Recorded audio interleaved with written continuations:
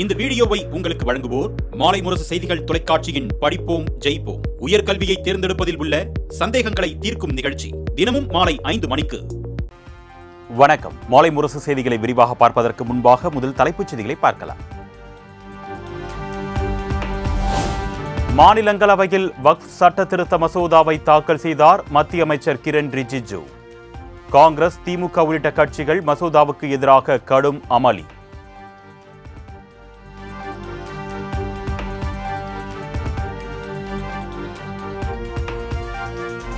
பன்னிரண்டு மணி நேரத்திற்கு மேலாக நடைபெற்ற விவாதத்தின் முடிவில் மாநிலங்களவையில் வக்ஃப் வாரிய திருத்த மசோதா நிறைவேற்றம். மசோதாவுக்கு 128 உறுப்பினர்கள் ஆதரவாகவும் 95 பேர் எதிராகவும் வாக்களிப்பு. Ayes 128.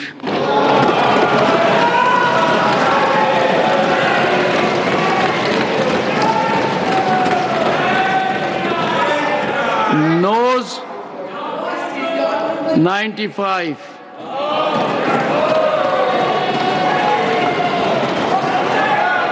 Abstention 0.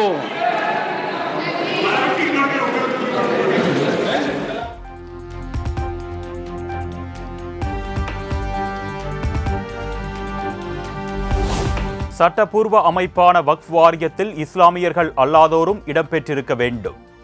அப்பொழுதுதான் பிரச்சனைகளுக்கு எளிதில் தீர்வு காண முடியும் என்றும் மாநிலங்களவையில் அமைச்சர் கிரண் ரிஜிஜு திட்டவட்டம்.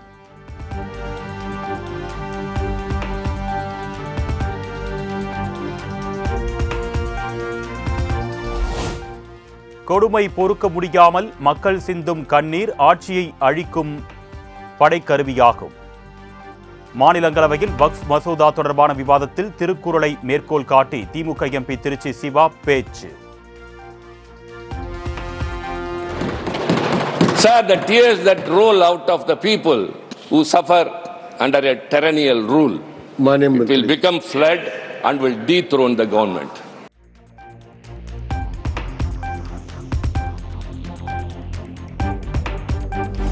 மத்திய அரசின் வக்ஃப் திருத்த மசோதா அரசியலமைப்பின் மீதான வெட்கக்கேடான தாக்குதல்.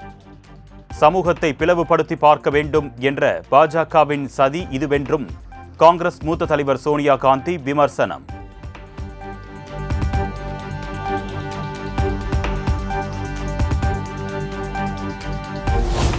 மத்திய அரசின் வக்ஃப் வாரிய சட்ட திருத்தத்திற்கு ஆதரவளித்ததற்கு எதிர்ப்பு. நிதிஷ்குமார் தலைமையிலான ஐக்கிய ஜனதா தள எம்பிக்கள் முகமது காசிம் அன்சாரி மற்றும் நவாஸ் மாலிக் ஆகியோர் திடீர் ராஜினாமா.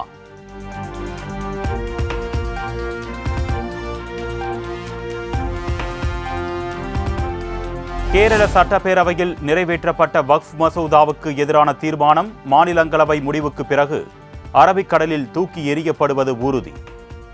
கம்யூனிஸ்ட் கட்சி எம்பியின் பேச்சுக்கு கேரளாவைச் சேர்ந்த பாஜக எம்பி சுரேஷ் கோபி ஆவேச பேச்சு.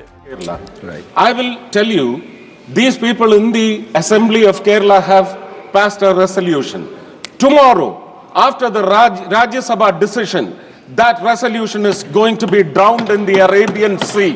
You just wait for this episode. It is happening.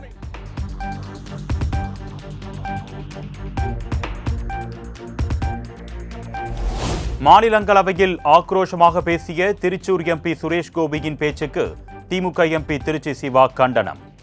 தனிநபர் குறித்த விமர்சனம் அவையில் தவிர்க்கப்பட வேண்டிய ஒன்று என்றும் திட்டவட்டம்.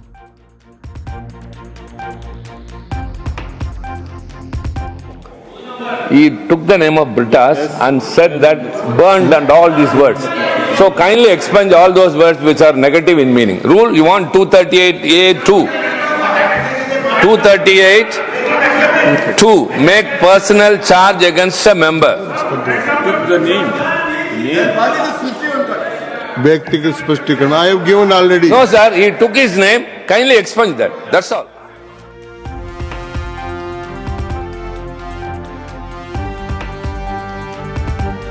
இந்தியா தாய்லாந்து இடையிலான உறவு நூற்றாண்டுகளை கடந்த ஒன்று. கலாச்சாரம், ஆன்மீகம் மற்றும் புத்த மதம் மூலம் இரு நாட்டு மக்களும் ஒன்றிணைக்கப்பட்டிருப்பதாகவும் பிரதமர் நரேந்திர மோடி பெருமிதம்.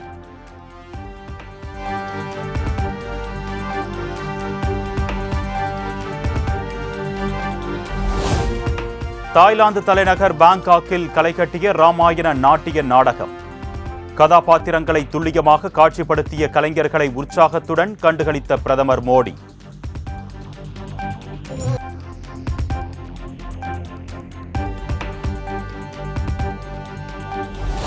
பிரதமர் மோடியின் வருகையொட்டி வால்மீகி நாராயண சிறப்பு தபால் தலையை வெளியிட்டது தாய்லாந்து.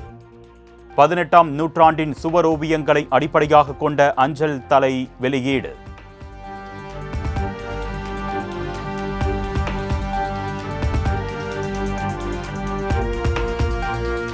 மத்திய அரசால் தானும் பினராயி விஜயனும் தான் அதிகம் பாதிக்கப்பட்டிருப்பதாக முதலமைச்சர் மு.க. ஸ்டாலின் குற்றச்சாட்டு. மத்தியில் ஆட்சி மாற்றம் ஏற்பட்டால்தான் மாநில சுயாட்சி காப்பாற்றப்படும் என்றும் சூளுரை. ஏன்னா ஒன்றியத்தில் ஆட்சி மாற்றம் ஏற்பட்டால் மட்டும்தான் இந்தியாவில் சுயாட்சி காப்பாற்றப்படும்.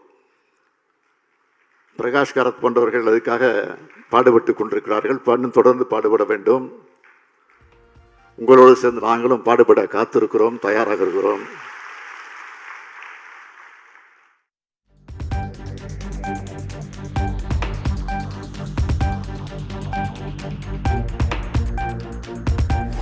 திமுக கூட்டணியில் விரிசல் ஏற்படாதா என்ற சிலரின் ஆசை நிறைவேறாது. மதுரை சிபிஎம் மாநாட்டில் உரையாற்றிய முதலமைச்சர் மு.க. ஸ்டாலின் திட்டவட்டம். முடிவோடு இயங்கிட்டு இருக்கிறோம். தமிழ்நாட்டில் உள்ள இந்த கூட்டணியில் விரிசல் ஏற்படாதா என்ற நப்பாசையோடு சில வெளிநபர்கள் தொடர்ந்து செயல்பட்டுக்கிட்டு இருக்கிறாங்க. அவங்களோட எண்ணம் நிச்சயம் ஈடேறாது. இங்க இருக்கக்கூடிய யாரும் அதை கிடந்துட மாட்டோம்.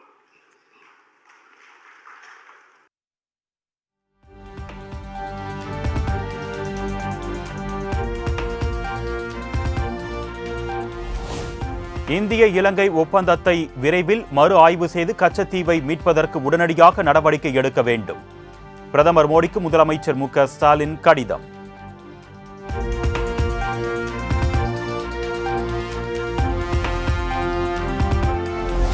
தேர்தல் நேரம் என்பதால் சட்டப்பேரவையில் கச்சத்தீவை மீட்டெடுக்க தீர்மானம் நிறைவேற்றப்படுவதாக நாம் தமிழர் கட்சியின் தலைமை ஒருங்கிணைப்பாளர் சீமான் விமர்சனம். வாஜ்பாய், மன்மோகன் சிங் ஆட்சி காலத்தில் தீர்மானம் நிறைவேற்றாதது ஏன் என்றும் திமுக அரசுக்கு சரமாரி கேள்வி. என்ன ஒரு காரணம் வருது?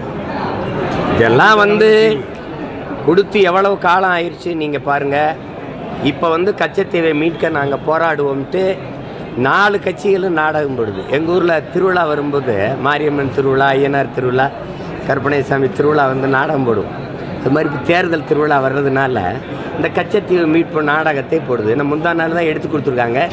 அதனால இன்னைக்கு மீட்க இவங்க தீர்மானம் போடுறாங்க. கொடுத்த 4 பேர் இந்த காங்கிரஸ் கூட இருந்து அது கைகட்டி பதவிக்காக நின்னது இந்த திமுக. அது இவ்வளவு காலமாக அதிகாரத்தில் இருந்த இந்த கட்சிகள் பாரதிய ஜனதா, அதிமுக அவங்களாம் ஏற்று போரிட்டு மீட்காம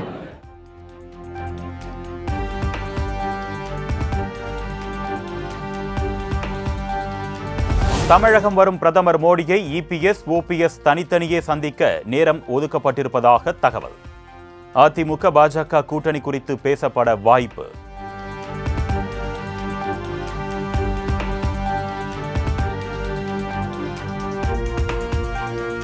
அதிமுக சின்னம் மற்றும் உட்கட்சி விவகாரம் தொடர்பாக தேர்தல் ஆணையத்திற்கு அளிக்கப்பட்ட புகார்களின் மீது ஆரம்ப கட்ட விசாரணைக்கு காலக்கெடுவை நிர்ணயிக்க வேண்டும்.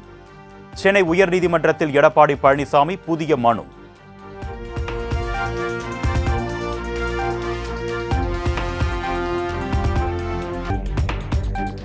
அதிமுகவை ஒருங்கிணைத்து பாஜகவுடன் கூட்டணி அமைக்க வேண்டும் என அறிக்கை வெளியிட்ட சைதை துரைசாமிக்கு அதிமுக ஐடி விங் கண்டனம்.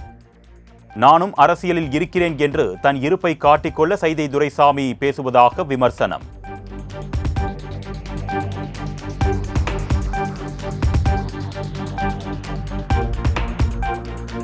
வக்ஃப் வாரிய மசோதாவுக்கு எதிர்ப்பு தெரிவித்து தவேக சார்பில் தமிழகம் முழுவதும் இன்று போராட்டம். சென்னையில் அனுமதிக்கப்பட்ட இடங்களில் மட்டும் ஆர்ப்பாட்டம் நடத்த வேண்டும் என்றும் காவல்துறை அறிவுறுத்தல்.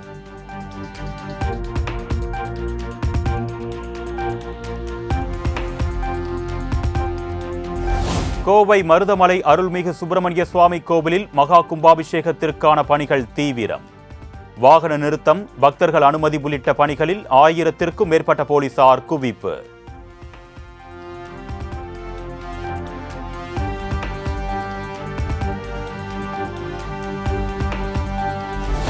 வக்ஃப் திருத்த மசோதாவுக்கு எதிரானவர்கள் அனைவருமே இந்து மத விரோதிகள்தான்.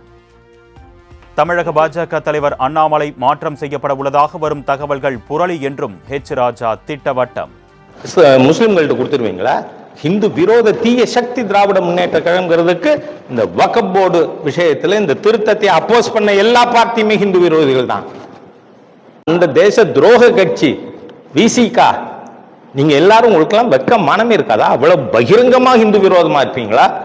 ஆகவே இது ராஜ்யசபாலையும் நிறைவேறும். இதை எதிர்ப்பவர்கள் நிச்சயமாக மக்கள் முன்பாக தோலுரிக்கப்படுவார்கள். 26 தேர்தலில் காங்கிரஸ், திமுக, கம்யூனிஸ்ட், விசிகா ஹிந்து விரோத கும்பலுக்கு ஓட்டு போடாதுன்னு பகிரங்கமா கேட்போம்.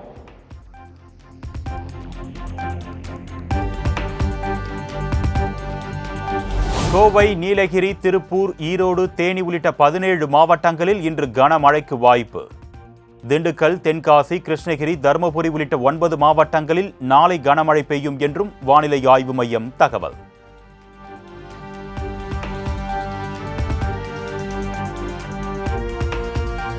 பிரதமர் மோடி பாம்பன் புதிய ரயில் பாலத்தை திறந்து வைப்பதற்காக வரும் 6ஆம் தேதி தமிழகம் வருவதன் எதிரொலி. பாதுகாப்பு வலயத்திற்குள் கொண்டுவரப்பட்ட ராமேஸ்வரம் சுமார் 3500 போலீசார் தீவிர கண்காணிப்பு.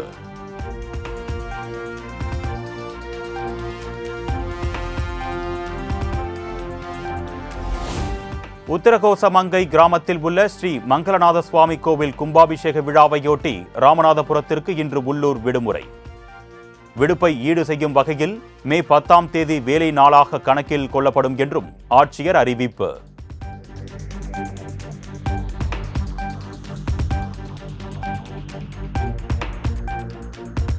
திருவண்ணாமலையில் கடைகள், வணிக நிறுவனங்கள் மற்றும் தொழிற்சாலைகளின் பெயர் பலகைகள் தமிழில் இருக்க வேண்டும். தவறினால் அபராதம் விதிக்கப்படும் என்றும் ஆட்சியர் தர்பகராஜ் எச்சரிக்கை.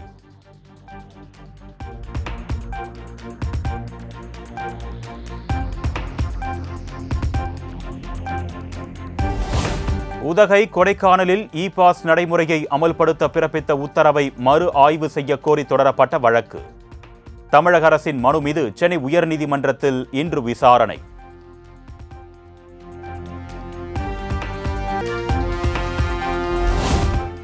தமிழகத்தின் பல்வேறு பகுதிகளிலும் கொட்டி தீர்த்த கனமழையால் அரசு ஒழுங்குமுறை விற்பனை கூடங்களில் அடுக்கி வைக்கப்பட்டிருந்த நெல் மூட்டைகள் சேதம். போதிய பாதுகாப்பு வசதிகள் இல்லாததால் ஆயிரக்கணக்கான மூட்டைகள் சேதமடைந்ததாக விவசாயிகள் வேதனை.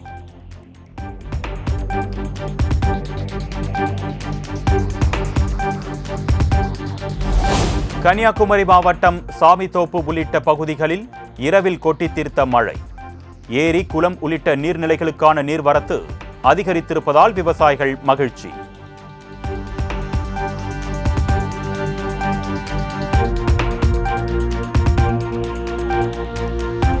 சென்னை பட்டினப்பாக்கம் பகுதியில் தொடர் திருட்டில் ஈடுபட்டு வந்த நபர் கைது. சிசிடிவி காட்சிகளின் உதவியோடு போலீசார் நடவடிக்கை.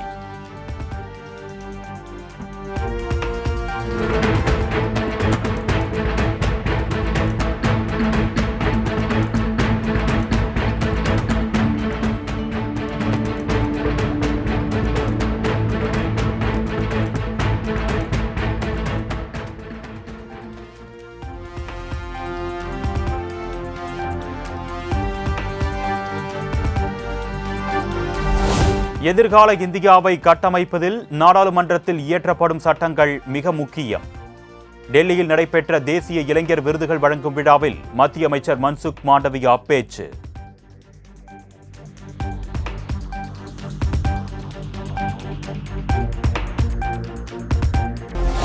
டெல்லியில் பட்டாசுகள் உற்பத்தி மற்றும் விற்பனைக்கு விதிக்கப்பட்ட தடை தொடரும். பசுமை பட்டாசுகள் விற்பனைக்கு அனுமதி கோரி தொடரப்பட்ட வழக்கில் உச்சநீதிமன்றம் உத்தரவு.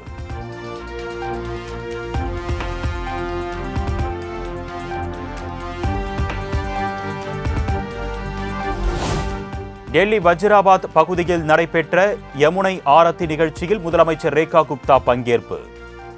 ஆயிரக்கணக்கானோருடன் இணைந்து ஆரத்தி எடுத்து வழிபாடு.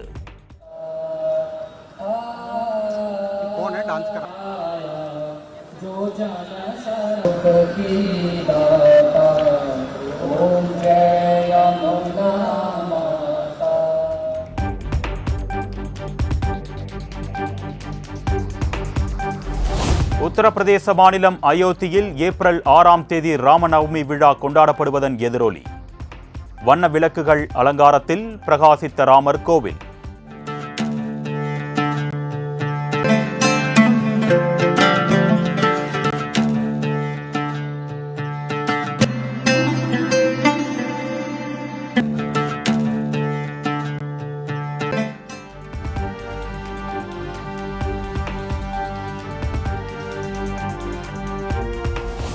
மேற்கு வங்கத்தில் முறைகேட்டில் ஈடுபட்டதாக கூறி 25,000 ஆசிரியர்களை உச்சநீதிமன்றம் பணி நீக்கம் செய்த விவகாரம்.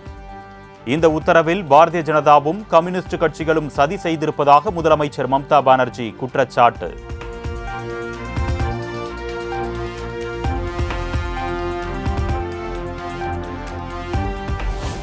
ஆந்திர மாநிலம் பார்வதிபுரம் பகுதியில் 39 லட்சம் ரூபாய் மதிப்பிலான கஞ்சா பறிமுதல். 395 கிலோ எடையிலான போதைப் பொருள் கடத்தலில் ஈடுபட்ட நபர்கள் குறித்து போலீசார் விசாரணை.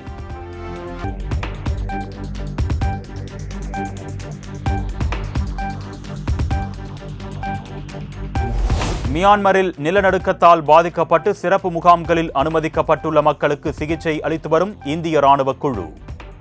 ஆபரேஷன் பிரம்மா திட்டத்தின் கீழ் எக்ஸ்ரே அறுவை சிகிச்சைகள் மூலம் சிறப்பு கண்காணிப்பு.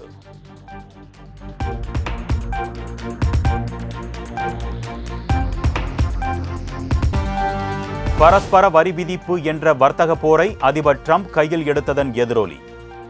ஐரோப்பா, ஜப்பான், இந்தியா என உலகம் முழுவதும் பங்குச் சந்தைகள் கடும் வீழ்ச்சி.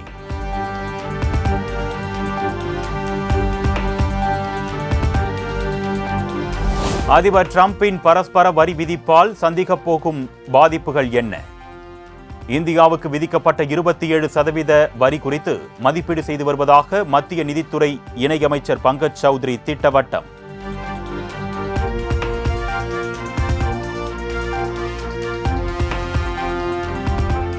கிரீஸ் நாட்டின் ஏகன் கடல் பகுதியில் படகு கவிழ்ந்து விபத்துக்குள்ளானதில் 7 பேர் உயிரிழப்பு. உயிருக்கு போராடிய அகதிகள் 20க்கும் மேற்பட்டோரை பத்திரமாக மீட்டது அந்நாட்டு கடலோர காவல் படை.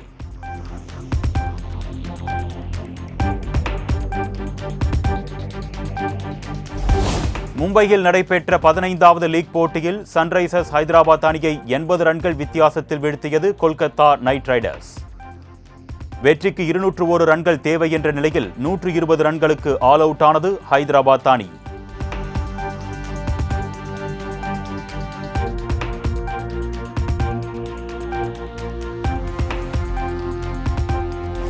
மகனுக்கு கார் ரேஸ் ஓட்ட பயிற்சி கொடுக்கும் நடிகர் அஜித் குமார்.